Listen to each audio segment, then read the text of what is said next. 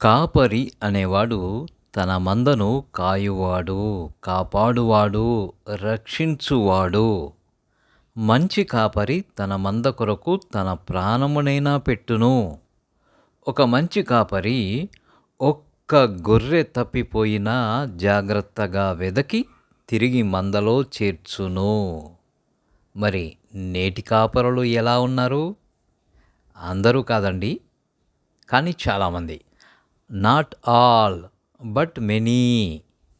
ఎలా ఉన్నారు? మంద ఎలా పోయినా పర్వాలేదు, ఎక్కడెక్కడ తిరిగినా పర్వాలేదు, మంద మంచి చెడ్డలేమీ అవసరం లేదు.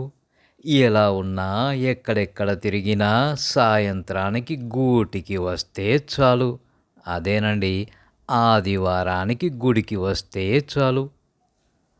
మంద నుంచి మేలైనవి పాలు, ఉన్ని, మాంసం దొరికితే చాలు. కన్ఫ్యూజన్ అయ్యారా? అదేనండి, కానుకలు, బహుమతులు ఎట్సెటరా పిండుకోవడం, వదిలేయడం ఈ బాపతు వారు నేడు కాపరులుగా చలామణి అవుతున్నారు.